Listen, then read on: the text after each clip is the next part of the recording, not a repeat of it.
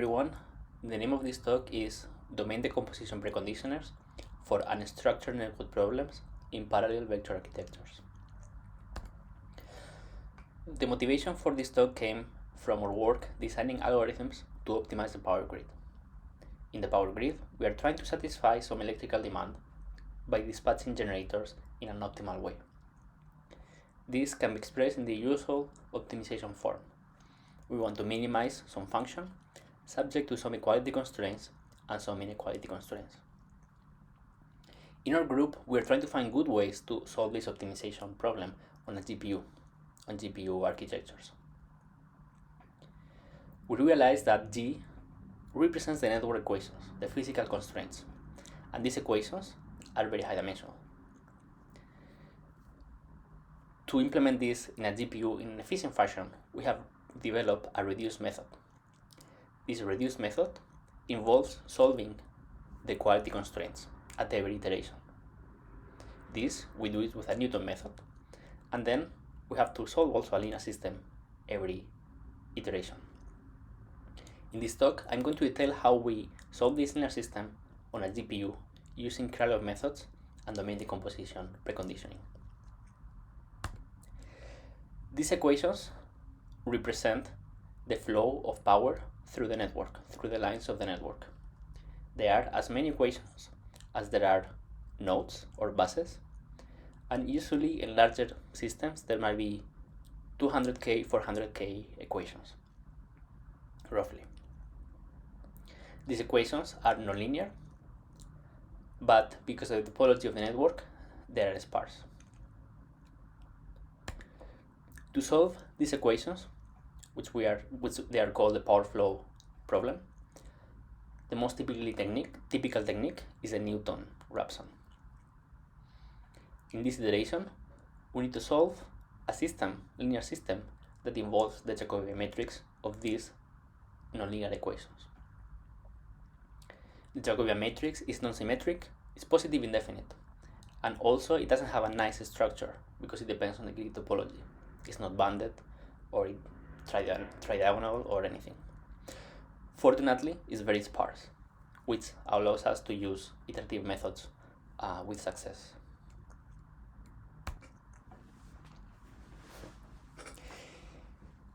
Initially, these linear systems were solved in the literature or in the industry with direct techniques such as LU and later KLU. Then, Krylov solvers were introduced, in particular GMRES, preconditioner with complete LU, Jacobi, and other types of preconditioners. BCG stub also was introduced, and it was found to work very well. Later, the parallel techniques were explored, and in particular, using block Jacobi and additive Schwarz methods on CPUs. The GPU is well suited for block preconditioners, and this is because we can solve these blocks or these subdomains with a batch factorization or batch solve. But it is particularly excellent if the blocks are small. That is because we are trying to have fine-grained parallelism. But the smaller the block in these preconditioners, the worse the quality of the preconditioner and the worse the convergence. And this is especially difficult. It's especially difficult to find good preconditioners for unstructured grids. In this work, we are going to implement restricted additive Schwarz to precondition GMRES and BCG stub Krylov methods. And we are going to talk about this issue with the fine-grained parallelism and convergence. The additive Schwarz method is very intuitive. So we want to partition the vector x of unknowns into k subsets. And these subsets might be overlapping. They might share elements between them. And this is actually sometimes preferred because it increases the convergence. To each subset, we can define a restriction matrix. And the ASM iteration looks as follows. We have the residual vector, and then we're projecting it, and we're solving this small linear system for a subset or for a subdomain. And then once we solve the linear system, we reconstruct or we add it to the vector of unknowns, the global vector of unknowns. Without overlap, this looks like the block-Jacobi method. This iteration in general does not converge, so we use it as a preconditioner to other iterative methods such as GMRes, BCG-STAP. Of course, we don't have to build a matrix. We can have a matrix method where we define this operation and we pass it to the iterative solver. One of the issues of the additive Schwarz method is that when we have overlapping, then there might be some shared entries in the global vector that are shared, and then we have to synchronize, which leads to communication delays, communication issues. To avoid that communication, the restricted additive Schwarz method was developed, and is very simple. What it means is that when we reconstruct the vector, we're going to reconstruct it by using some partitionings that don't have overlap, so we don't have to share entries. It has been seen that this method actually converges faster many times than the additive Schwarz iteration. So how do we implement this in our code?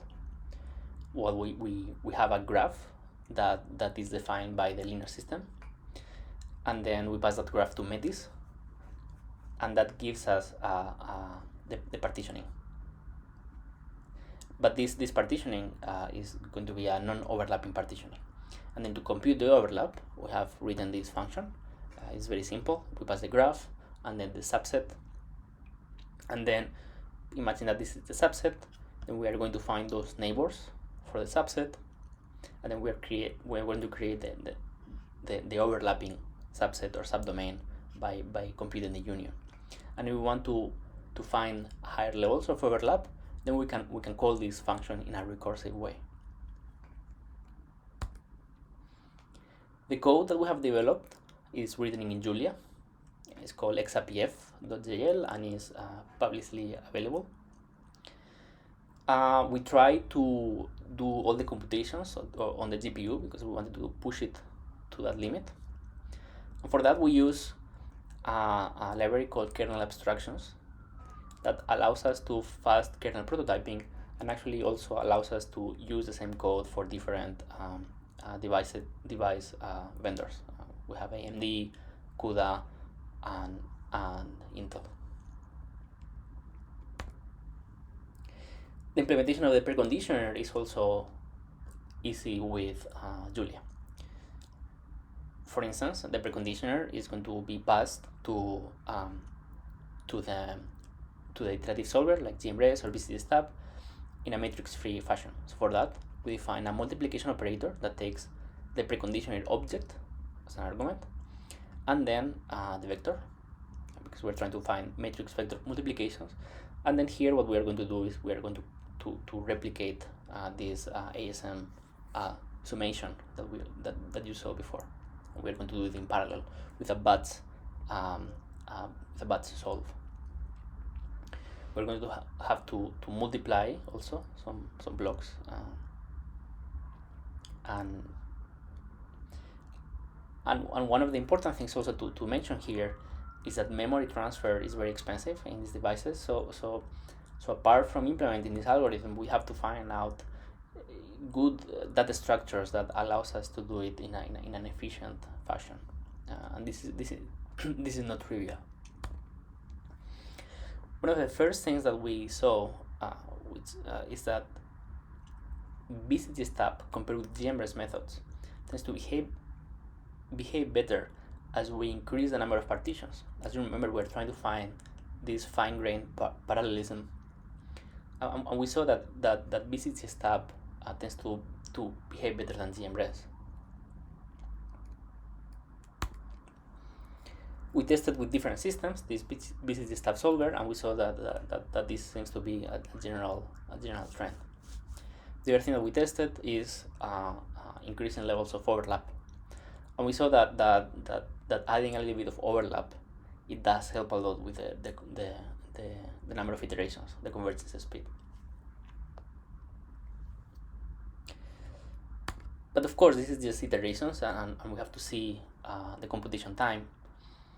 And this computation time is going to be very dependent on many things, and as we already talked. Here we're trying to seek fine-grained parallelism. For instance, we know that if we decrease the number of blocks, the iterations will increase. But unfortunately, we're going to spend a lot of time in matrix vector multiplications and factorizations, which in the GPU, if we don't exploit that fine-grained parallelism, it might saturate very quickly. It might dominate the computation very quickly.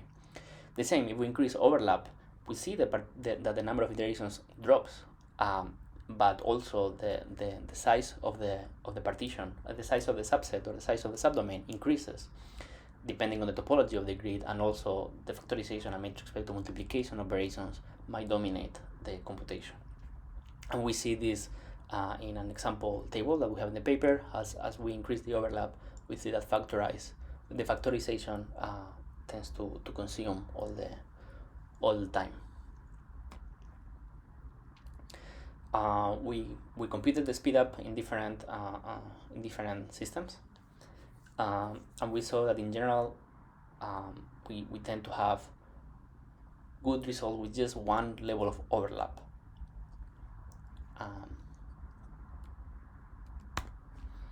Finally, these are some takeaways.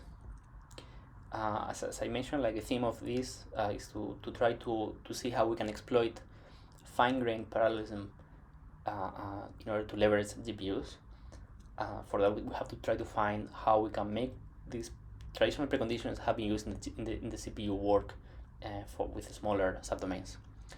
For this, some iterative solvers seem to behave better, like BCD-Stab. We also would also like to explore in the future how different orderings or the ways of partitioning might affect this computation. We'll also like to try different preconditioners, such as, for instance, sparse approximate inverse. The performance of these algorithms sometimes is not intuitive because we have to understand how the GPU algorithms work, what are the bottlenecks, memory transfer, kernel launch, memory locality. All of these things are important things that might escape us when we do only a theoretical analysis of the algorithm. So because of this, we believe that this experimental type of work is needed. Thank you very much.